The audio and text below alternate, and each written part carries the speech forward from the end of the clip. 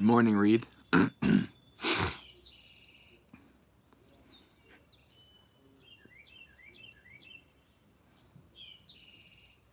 Morning, Bella and Gautam.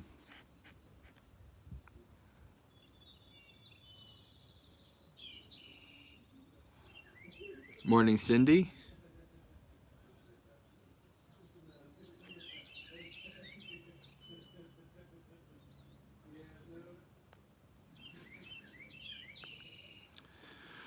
Morning, John and Audrey.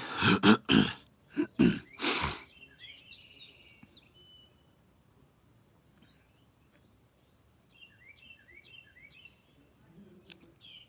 right.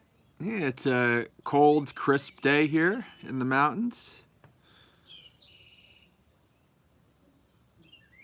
I'm hiding the camera from the sun just in case, so it doesn't fry up. And Reed has reminded me by his presence that today's a Posada, so I probably should do both the 5 and the 8 precepts as I have in the past. It's been a while, so we can get started with that.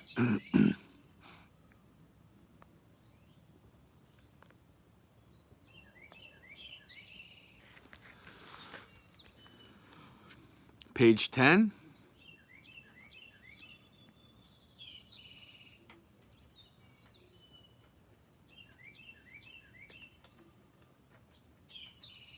Homage to the Sublime One, the Worthy One, the Fully Enlightened One. Homage to the Sublime One, the Worthy One, the Fully Enlightened One.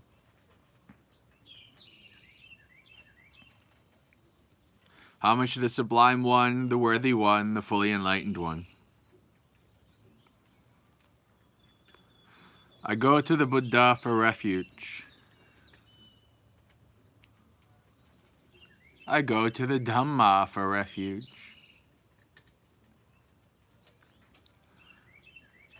I go to the Sangha for refuge.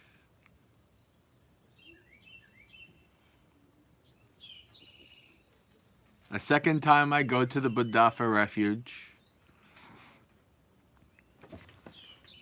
A second time I go to the Dhamma for refuge. A second time I go to the Sangha for refuge.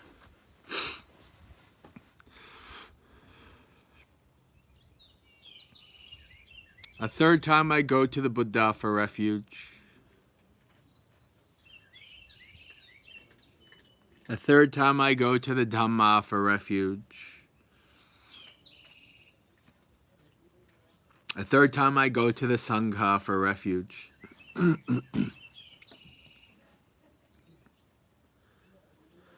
The 3 refuges are complete. I undertake the training rule to abstain from taking life.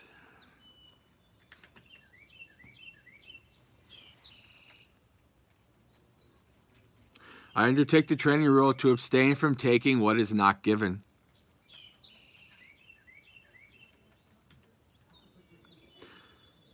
Now, for those who want to take the 5, you could say, I undertake the training rule to abstain from sexual misconduct.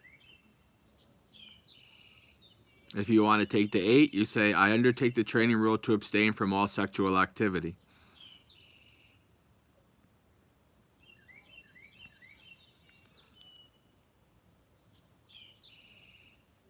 Four, I undertake the training rule to abstain from false speech.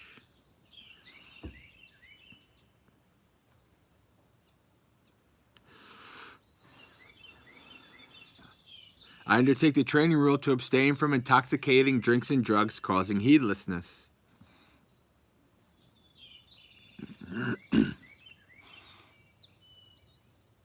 All right, and we'll do the last 3 for those who want to do the 8 today. I undertake the training rule to abstain from eating at improper times.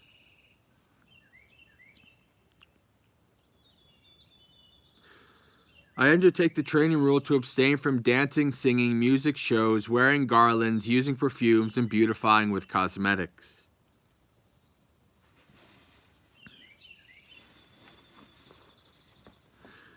I undertake the training rule to abstain from the use of high and large seats and beds.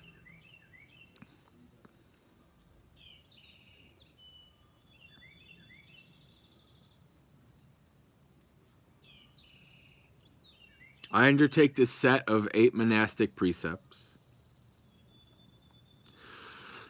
Having well undertaken and kept the 5 or 8 precepts, together with the 3 refuges, one should strive on with diligence. With morality, good rebirth is gained. With morality, wealth is achieved. With morality, perfect peace is attained. Therefore, morality should be purified. Excellent, excellent, excellent.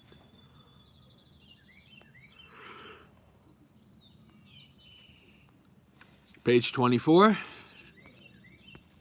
Morning, Robert and Amy.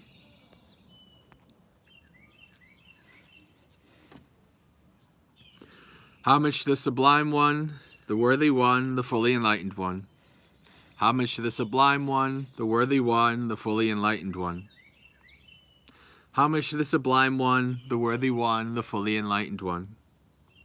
Such indeed is the Sublime One, worthy, perfectly enlightened, perfect in true knowledge and conduct, well gone, knower of the worlds, supreme trainer of persons to be tamed, teacher of gods and humans, enlightened and exalted.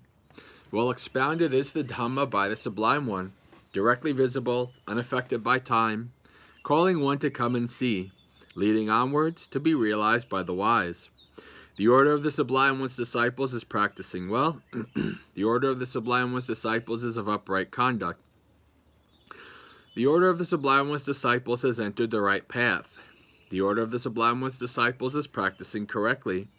That is, the 4 pairs of persons, the 8 kinds of individuals. This order of the Sublime One's disciples is worthy of offering and hospitality, worthy of gifts and salutation, supreme field of merit for the world. The Buddha, well purified with ocean-like compassion, possessed of the eye of knowledge, completely purified, destroyer of the evils and corruptions of the world, I revere that Buddha with devotion. Homage to you, so nobly bred. Homage to you amongst men supreme. Peerless are you in all the world. May all homage be given to you. The teacher's Dhamma, like a lamp, divided into path, fruition, and the deathless, both itself transcendent and showing the way to that goal. I revere that Dhamma with devotion. Thoroughly understanding the Dhamma and freed from longing through insight, the wise one who is rid of all desire is calm as a pool unstirred by wind. Those to whom the Dhamma is clear are not led into other doctrines. Perfectly enlightened with perfect knowledge, they walk evenly over the uneven. Of all the medicines in the world, manifold and various, there is none like the medicine of Dhamma. Therefore, O monks, drink of this. Having drunk this Dhamma medicine, you will be ageless and beyond death. Having developed and seen the truth, you will be quenched, free from craving. The Sangha called a field better than the best, who have seen peace, awakening after the Buddha's good way, who have abandoned attachment, the noble ones, the wise. I revere that Sangha with devotion. Happy is the arising of the Buddhas. Happy is the teaching of the true Dhamma. Happy is the unity of the Sangha. Happy is the discipline of the united ones. They go to many a refuge, those who have been struck by fear. They go to the mountains and forests, to parks and trees and shrines. But none of these is a secure refuge. None is the refuge supreme. Not by relying on such a refuge can one be freed from all suffering. But one who has gone for refuge to the Buddha, Dhamma, and Sangha sees with perfect wisdom the 4 noble truths: suffering, the arising of suffering, the transcending of suffering, and the noble Eightfold Path that leads to suffering's final end. This is the refuge that is secure. This is the refuge that is supreme. By relying on such a refuge as this, one is released from all suffering.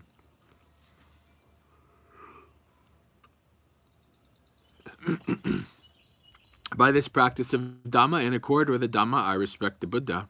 By this practice of Dhamma in accord with the Dhamma, I respect the Dhamma. By this practice of Dhamma in accord with the Dhamma, I respect the Sangha. Led by the mind is their master, mind is their maker. Actors speak with a defiled state of mind, then suffering follows, as the cartwheel follows the foot of the ox. All actions are led by the mind. Mind is their master, mind is their maker. Actors speak with a pure state of mind, then happiness follows, as your shadow follows you without departing. Impermanent are all conditioned things, affected by rising and falling away. Having arisen, they then must cease. Blissful is it when they subside. Abstaining from all evil, doing what is good, cleansing one's mind. This is the teaching of all the Buddhas. Patience is the highest practice. Nibbana is supreme, say the Buddhas. A mendicant does not harm others. A recluse oppresses no one. Not insulting, not harming, restrained according to the moral code. Moderating in food, dwelling in solitude, engaging in higher mental development. This is the teaching of all the Buddhas.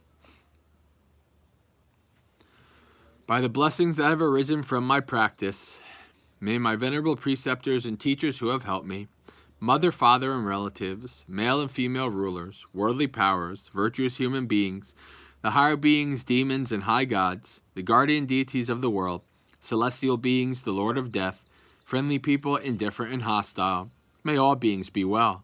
May the skillful deeds done by me bring you threefold bliss. May this quickly bring you to the deathless. By means of this meritorious deed and through this aspiration, may I quickly attain the cutting off of craving and clinging. Whatever faults I have until I am liberated, may they quickly perish. Wherever I am born, may there be an upright mind, mindfulness and wisdom, austerity and vigor. May no harmful influences weaken my efforts. The Buddha is the unsurpassed protector. Dhamma is the supreme protection. Peerless is the silent Buddha. The Sangha is my true refuge. By the power of these exalted ones, may I rise above all defilements. By means of this meritorious deed, may I never join with the foolish. May I join always with the wise until the time I attain Nibbana. May the suffering be free from suffering. May the fear-struck be free from fear. May the grieving be free from grief. So too may all beings be. From the highest realm of existence to the lowest, may all beings arisen in these realms, with form and without form, with perception and without perception, be released from all suffering and attain to perfect peace. Excellent, excellent, excellent.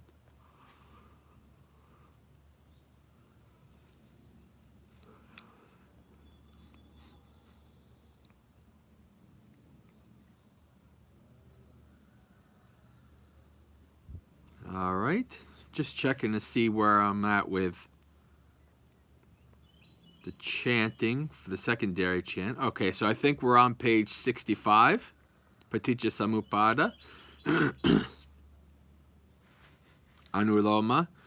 Avidya paccaya sankhara, sankhara paccaya vinyanang, vinyana paccaya nama rupang, nama rupa paccaya salayatanang, salayatana paccaya passo, passa paccaya vedana, vedana paccaya tanha, tanha paccaya upadanang, upadana paccaya bhavo, bhava paccaya jati, jati paccaya jara maranang soka parideva dukkha domana supaya sambhavanti evametassa kevalassa dukkha kandassa samudayo hoti.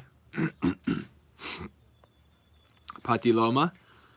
Avidyaya tveva asesa viraga niroda sankara nirodo, sankara niroda vinyana nirodo, vinyana niroda namarupa nirodo, namarupa niroda salayatana nirodo, salayatana niroda passa nirodo, passa nirodha vedana nirodo, vedana nirodha tanha nirodo, tanha nirodha upadana nirodo, upadana nirodha bhava nirodo, bhava nirodha jati nirodo, jati nirodha jara maranang soka parideva dukkha domana supayasa nirujjanti.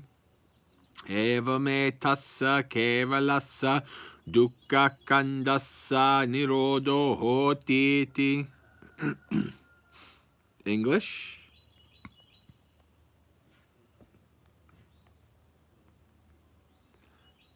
the arising of the wheel of existence. Dependent on ignorance, volitional formations arise. Dependent on volitional formations, consciousness arises. Dependent on consciousness, mentality and materiality arise. Dependent on mentality and materiality, the sixfold base arises. Dependent on the sixfold base, contact arises. Dependent on contact, feeling arises. Dependent on feeling, craving arises. Dependent on craving, clinging arises. Dependent on clinging, becoming arises. Dependent on becoming, birth arises. Dependent on birth, aging and death arise, and sorrow, lamentation, pain, grief, and despair. Thus there is the arising of this whole mass of suffering. The cessation of the wheel of existence. Through the entire cessation of this ignorance, volitional formations cease. Through the cessation of volitional formations, consciousness ceases. Through the cessation of consciousness, mentality and materiality cease. Through the cessation of mentality and materiality, the sixfold base ceases.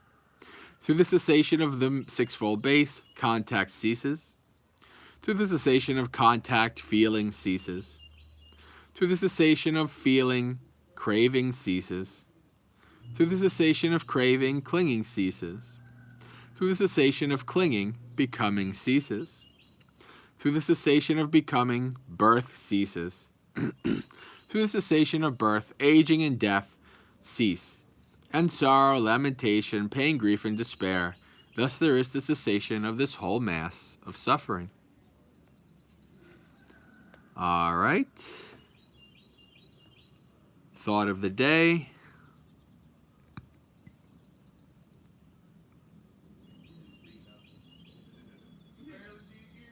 So we are going through Dhammacakkappavattana Sutta on page 109. And we're in the middle paragraph, the second large paragraph.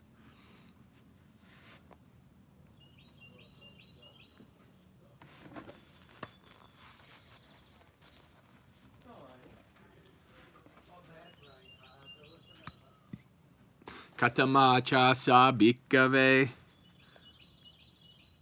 Majjhima patipada tathagatena abhisambuddha chakku karani jnana karani upasamaya abhinyaya sambuddhaya nibbannaya sangvattati evang eva ayang eva hariyo attangiko maggo Sayatidang sammaditi sammasankappo sammavacha sammakammanto sammaajivo sammavayamo sammasati sammasamadhi Ayanko sa bhikkave majjhima patipada tathagatena abhisambuddha Chakku karani jnana karani upasamaya abhinyaya sambuddhaya nibbannaya samvattati.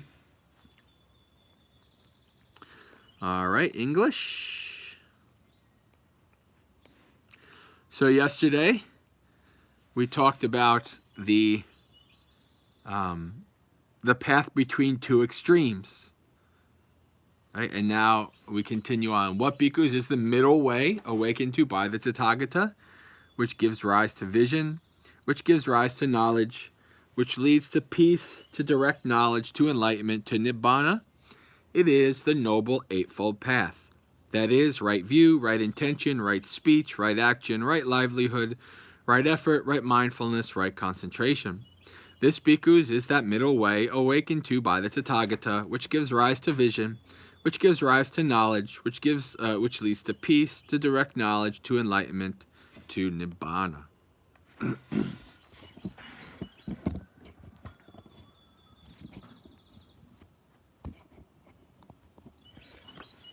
Morning, friends.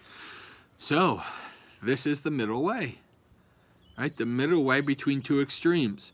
The two extremes, as defined yesterday, were essentially between complete and utter hedonism, right? No restraint of the senses.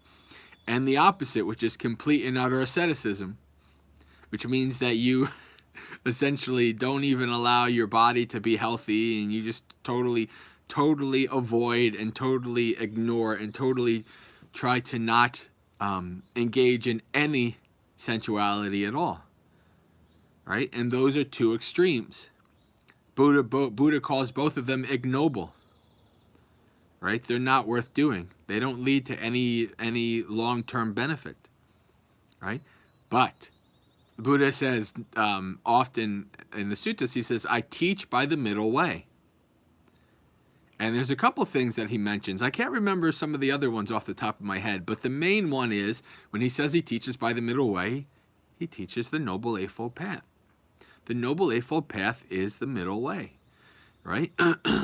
When you look at it, right, so it's like there's restraint there, right? There's restraining from harming beings and stealing from beings and restraining from, restraining your speech.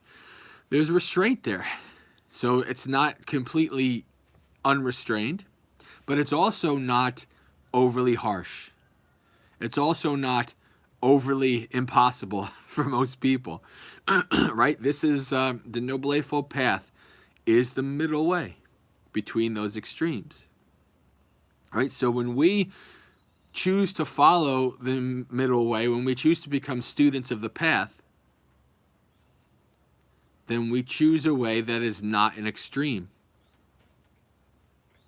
We choose a way that is balanced, right? We choose a way that is, in its totality, a way that works together for the abandoning of our suffering, right? The middle way, the Noble Eightfold Path. I can never stop talking with enthusiasm about the Noble Eightfold Path. As a matter of fact, I don't think it's talked about enough.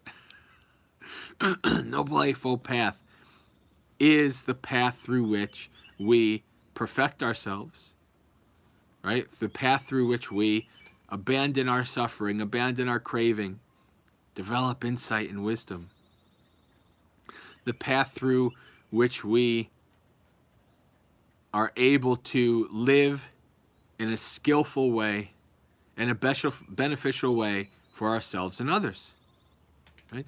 So this is a very important thing. And what is it? It leads to wisdom. It leads to insight, to knowledge. Right? This very same Noble Eightfold Path, which is the fourth noble truth. Right? You see this, the Buddha actually hasn't even explained the Four Noble Truths yet in this sutta. He will after this. But he goes right into the middle way, and the middle way is the Noble Eightfold Path. That shows you how important it is. Right? So it behooves us as students of the path, as Buddhist practitioners, to know this middle way well, to seek to understand it, and to practice it, because it will be for our benefit for a long time to come. So friends, that's all I have to say about today. It's a good day to reflect on the Noble Eightfold Path. So today is a posita. So if you're on our Discord at 5 o'clock, we'll have the normal video optional community meeting if you'd like to come to that, 5 o'clock. And then I'm doing double duty here today, because then at 8 o'clock is Dhammapalooza. So join me on this channel in, about 11 and a half hours or so for Dhammapalooza. Or I'll see you tomorrow morning. Same time, same place. This is, as far as I know, my last week here in the mountains for now. So until then, we'll continue on. Okay, friends.